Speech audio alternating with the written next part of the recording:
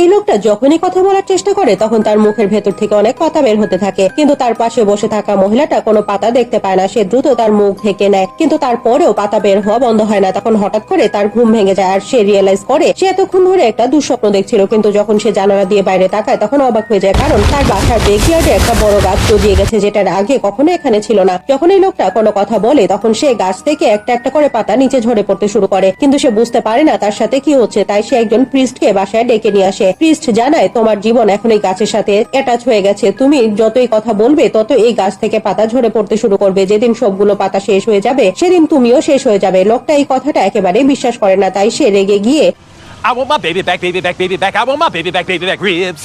তার গানের তালে তালে গাছ থেকে পাতা ঝরে পড়তে শুরু করে। এটা দেখে লোকটা ভয় পেয়ে একটা কুড়াল তুলে নিয়ে গিয়ে গাছটা কাটার চেষ্টা করে, কিন্তু যখন সে গাছের গায়ে আঘাত করে তখন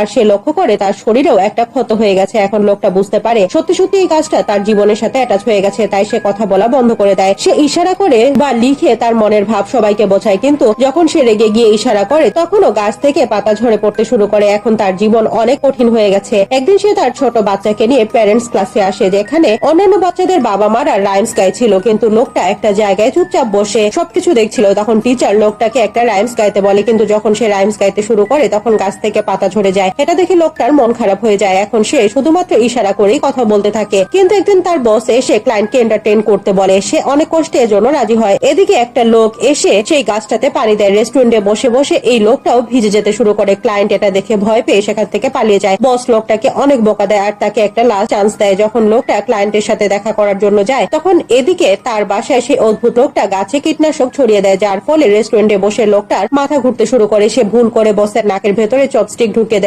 ফলে লোকটার চাকরি চলে যায়। এখন লোকটা চিন্তা করে হয়তো যদি সে ভালো হয়ে যায় তাহলে এই অভিশাপ তার জীবন থেকে চলে যাবে। তাই সে হোমলেস মানুষদের খাবার দেয় আর দামি রলে করে একজন নানকে ডোনেট করে দেয়, কিন্তু তারপরও তার জীবনে কোনো কিছুই বদলায় না। এখন গাছে হাতে গোনা কয়েকটা পাতা রয়েছে। সে জানে আর কিছুদিনের মধ্যেই সে মারা যাবে, তাই সে তার ওয়াইফের কাছে যায় আর মন থেকে তার কাছে ক্ষমা চায় এবং বলে, আমি তোমাকে অনেক ভালোবাসি। এমন সময় গাছ থেকে কয়েকটা পাতা ঝরে যায়। এখন লোকটা তার বাবার কবরের কাছে আসে। এদিকে গাছে আর মাত্র 3টা পাতা অবশিষ্ট আছে। লোকটা তার বাবার কবরের সামনে দাঁড়িয়ে বলে, বাবা আমি তোমাকে অনেক ভালোবাসি। এমন সময় হঠাৎ করে আকাশে বিদ্যুৎ চমকাতে শুরু করে। যখন গাছ থেকে শেষ 3টা পাতা ঝরে যায় লোকটা মাটিতে লুটিয়ে পড়ে, কিন্তু তখন লোকটার মোবাইল বেজে ওঠে। ফোনের অপর পাশ থেকে সেই প্রিন্স তাকে জানায় তার গাছে এখন আবারও অনেকগুলো পাতা গজিয়ে গেছে, কিন্তু লোকটা বুঝতে পারে না এটা কিভাবে হয়েছে। আসলে লক্ষ কোটি কথাও হয়তো সারা জীবনে বলা দুটি কথার সমান হয় না।